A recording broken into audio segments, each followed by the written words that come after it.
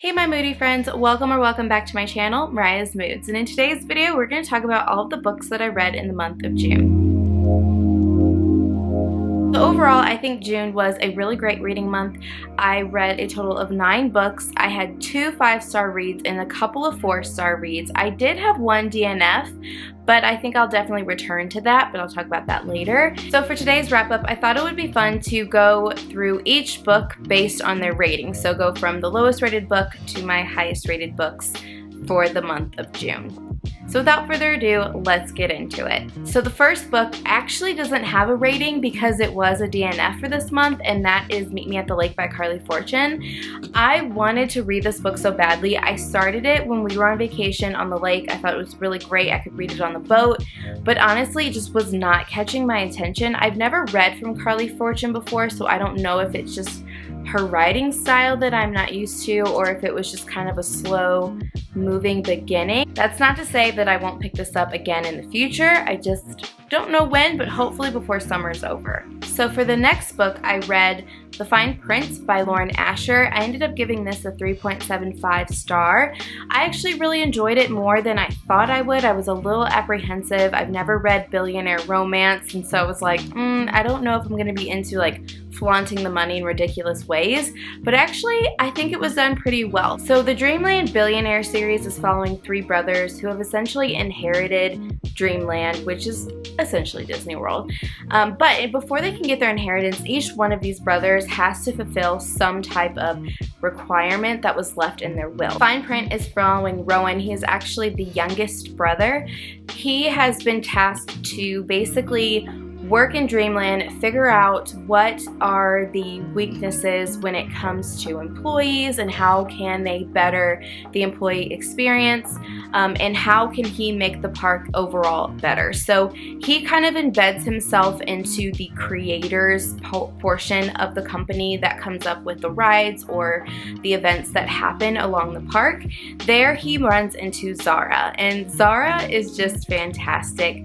She was working at the princess makeover section, but she submitted an idea for the park and was selected to become a creator. So her and Rowan have to work closely together, and their relationship was just so cute. It was really cute. Their relationship was just really, I think, just relatable. Like, it just felt very real, and so I just really enjoyed it. I think it was a solid 3.75. After that, I continued on in the series and I read Terms and Conditions by Lauren Asher. This was the second book in the Billionaire Dreamland series, and I ended up giving this a 3.75 as well. I gave both the same rating, but I do think that I enjoyed Terms and Conditions just a little bit more. So in Terms and Conditions, we are following the oldest brother Declan, and we are also following Iris. Declan's requirement in his will is that he must get married and have a child before he can become CEO of Dreamland. Basically, the grandfather wants him to settle down and take life a little more seriously and see that there is more to life than just work. So Iris decides to help out Declan, and they come up with a contract in an arranged marriage and they figure out the details. But what I really loved about this book is I've got some of my favorite tropes. So I love arranged marriage. I love like fake dating, fake engagements. I think that's just so fun. And it really allows for some pretty comical situations between people. So I also really loved the interracial relationship representation. I don't typically see that a lot, so when I do, I really enjoy it. When I tell you on both The Fine Print and Terms and Conditions, those epilogues, I think for me just like really brought it around, because I want to see when we have people like Grumpy Sunshine or just people that are really motivated like monetarily to see change, and those epilogues really show that these people are changing, and I think that was fantastic. Okay, the next book that I want to talk about was a book that I read for a video project that I did in the month of June. Basically, I looked at some book recommendations for my zodiac sign, which is Gemini, and I read 5 books that were suggested to me because I was a Gemini. So part of that process was reading the book Gallant by V.E. Schwab. I ended up giving this a 4 star. This was really great. It is a middle grade like younger YA story following Olivia. Olivia is nonverbal, so the nonverbal representation of this book was really, really great. At the beginning of the book, she is living in a children's home. She is basically orphaned by her mother, but she has a journal that her mother kept that she reads religiously to just feel connected to her family. But in the journal, her mother is constantly telling Olivia through these letters to stay away from Gallant. But one day, she receives a letter basically saying, hey, you are part of our family. We want you to come home to Gallant and be with us. So she decides to do that. But when she gets there, she realizes that there's some weird things happening at Gallant, and she has to kind of figure out what is happening, what happened to her mother, why was her mother so afraid of Gallant, and how can she make a new life with this family. It was really, really great. I think V.E. Schwab was saying a lot in this book when it talks about family dynamics and some of the restraints that family can put on people and how those can really affect the mental stability of people. I think that the nonverbal representation was done really, really well in this book. It was nice to be inside Olivia's mind and realize that just because she can't verbalize what she's thinking does not mean that she is not intelligent. She was very smart and adaptable, and I really, really enjoyed it. If you want to hear more of my thoughts on the book, go check out my Zodiac Chooses My TBR challenge. So another book that I read for that challenge was The Soulmate Equation by Christina Lauren.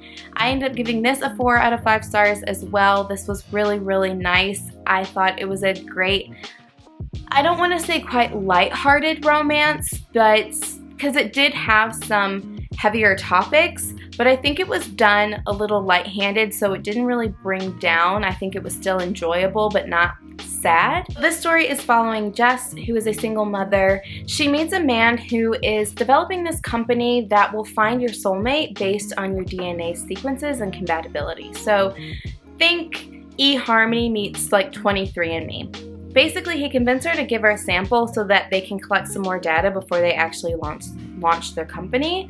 She does it on the whim, but when Jess gets her results back, she finds out that she is actually a 98% compatibility match with the owner River. And what's really interesting is this is actually the highest match that the company has ever had. So now we have, once again, a fake dating trope. They want to basically promote this company using their match. So they, basically do some fake dating, public events, PR stunts, all of that. But a romance blooms out of it, and it was just so great. River is probably one of my new favorite love interests for romance. He was just really great. He was understanding. He was straightforward. He was not deceitful. He was almost honest to a fault, and I loved his relationship with Jess's daughter. I really related to Jess on many, many levels. Although I am not a single mother, some other things that happen in Jess's life I can definitely relate to. So overall, I really, really enjoyed this book, and I highly recommend. Alright, so the next book is Don't Cry For Me by Daniel Black. I gave this a 4 out of 5 stars. This was heartbreakingly beautiful. So this is following a series of letters that a father, Jacob, is writing to his son. Isaac is a gay man, and Jacob did not really accept his son as he was raising him for who he was. Jacob was raised in a very old, southern, conservative, traditional, detrimental, really, childhood. He was basically taught from a very young age on society's expectations of what it means to be a man, what it means to be a father, what it means to be a husband, and he dedicated his life to fulfilling those expectations, but unfortunately it was to the detriment of his son. So Jacob is currently dying and is writing a series of letters basically explaining his reasonings, but overall apologizing to his son for the mistakes that he made while raising him, and showing just love and acceptance and asking for forgiveness before he moves on. So I really think that this is a really beautiful book. At no point did I feel like Jacob was making excuses for the way that he raised and treated Isaac as a child or a young man, but I think it was just a really insightful look at what society deems is appropriate for men and how that isn't always the right viewpoint, and especially when it comes to loving and accepting your children. I highly recommend this book. I think it's very important to read, and I really, really loved it. Alright, so my next higher ranked book that I read was The Serpent and the Wings of Night by Carissa Broadbent. I gave this a 4.5 star. This was really, really great. I read this for my book club that I meet in person, and we just wanted some romantasy, and this just delivered. So this book is a part of a set of duologies for the Crown of Nyaxia. This book is following Oriah. Oriah is a human who has been raised in this vampire world. Her adopted father is basically the king of the vampires. So Oriah decides to join a deadly challenge tournament called Kanjari, which is basically this challenge that is set up by their goddess of death herself, the mother of all vampires. The winner of this tournament will have any wish granted to them by the goddess. She enters the competition with the hopes of winning and securing lifelong safety in this world of vampires. Unfortunately, she must team up with some other vampires to basically get through this tournament and enter Reign. I really loved the world that this is taking place in. I think that the different houses of vampires were very, very interesting, and I definitely want to learn more about each one of these houses. I loved that Oriah wanted to maintain her humanity and just not give in and be turned into a vampire. I loved her strength. I loved that she was very, very practical and very goal-oriented, and I also loved Reign. I love that he was a turned vampire, but he still wanted to maintain as much of his humanity as possible and not just become this deadly machine. So the two of them were great and fantastic. I cannot wait to get into the second book. I highly, highly recommend, if you are looking for a fast-paced romantasy that's deadly and gritty and bloody, I cannot recommend The Serpent and the Wings of Night enough. Alright, my next highest rated book is going to be A Good Girl's Guide to Murder by Holly Jackson. I gave this a 4.5 star. This is a YA thriller mystery book, and it was so fantastic. This is following Pip. So she is working on a senior year project that will hopefully result in a scholarship. They can do their research on anything that they would like, and she decides to investigate a murder that happened in her small town 5 years prior. Pip did not agree with the outcome of this case and always thought there was more to it, so she decides to do a little more research and also look at the media and society's influence on the outcome of this case. This is fast-paced. I love the mixed media that we find in this book. Pip is a smart girl, and she gets it done. She really gets it done in a way that grown adults, detectives, should have done better. What I really liked about this was Holly Jackson's commentary on society and the court of public opinion and how that can really influence investigations and unfortunately can lead to a lot of damage that can be done in many, many lives. I really don't want to say too much because I don't want to spoil this, but I really, really recommend reading this. I know this is like a TikTok loved book, but it's definitely worth the hype. Alright, so we are down to the last two books that I read this month. They are both 5-star reads. It was so hard to figure out which one I wanted to rank above the other, so we're just gonna go with it. So one of the 5-star books that I had for the month of June was Six of Crows by Leigh Bardugo. This was fantastic. I read this for my Gemini reading vlog, and whoa, was it on point. This is following a cast of characters that have to work together to pull off the ultimate heist. They're all kind of morally gray characters that have their own motivations for completing this heist outside of the money that they will get, and it is just fantastic. I loved every single one of these characters, but Kaz, the ringleader, he is just like on another level. He is on another level, and I cannot get enough of him. This is so fantastic. Think Ocean's 11's, but make it magical and a little more gritty and dirty, and I just ate it up. I ate it up. It was so good, and just the interactions between all 6 characters, they all have their own kind of interrelationships that really drive the plot of this book, and I love that they could set aside their differences and their different motivations to accomplish what they were set out to accomplish. But this is part of a duology. The second book is Crooked Kingdom, and I will be reading it ASAP because this is just so fantastic. I cannot recommend enough. I know this is kind of embedded into the Grishaverse that Leigh Bardugo made with her Shadow and Bone series, and they have the Netflix series, and I will say this.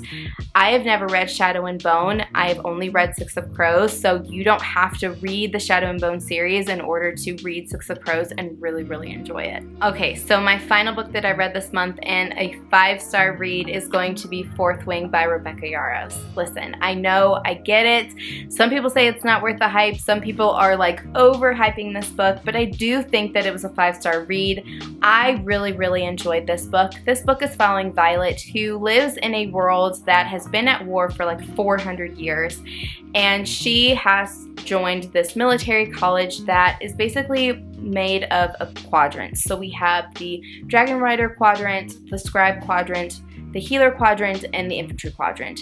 She trained her whole life to become a scribe, but her mother is basically the general of this war college and insists that she join the Rider quadrant. And Violet has a chronic illness that has left her very, very weak, essentially EDS, and so the training is very, very hard on her, and the likelihood of her survival is very, very low. So we're following her trying to survive through this war college initiation. And what's really cool is that the Dragon Riders bond with their dragons. The magic system in this is very, very interesting. I love the interconnectedness of the people with the dragons. The romance is fantastic. When I say enemies to lovers, I mean enemies to lovers. Like, I will kill you, but wait, I love you, and so I will kill for you. Like, that type of vibe. It is there. The spice is everything. Like, all I can say is get yourself a Xaden. Get yourself a Xaden, because this man is something else. It is something else. I will say, I called the plot twist pretty early on in the book. I kind of just like made a guess. I ended up being right, but I think that it was done in a really great way. So I wasn't disappointed that I basically called it. I just want to know where the story goes from there, because there's so many interconnected parts of this story. There's so many levels of the story that it really could go in so many ways. I highly recommend reading this book. It might not be a 5-star for you, but I can guarantee that it's definitely entertaining. All right, my friends, so those are all the books that I read in the month of June. I think overall it was a really fantastic reading month. I'm really proud of myself, and I've got some now probably all-star favorites that I found this month. So in the comments, let me know what are some of your favorite reads that you read for the month of June, and what are some things that you are looking forward to in the month of July. If you like this video, go ahead and give it a thumbs up, and I would greatly appreciate it if you were to subscribe to my channel. If you like bookish and lifestyle content, you are in the right place. I hope you're having a wonderful time and your days are full of good moods and good vibes. Catch you in the next one. Bye!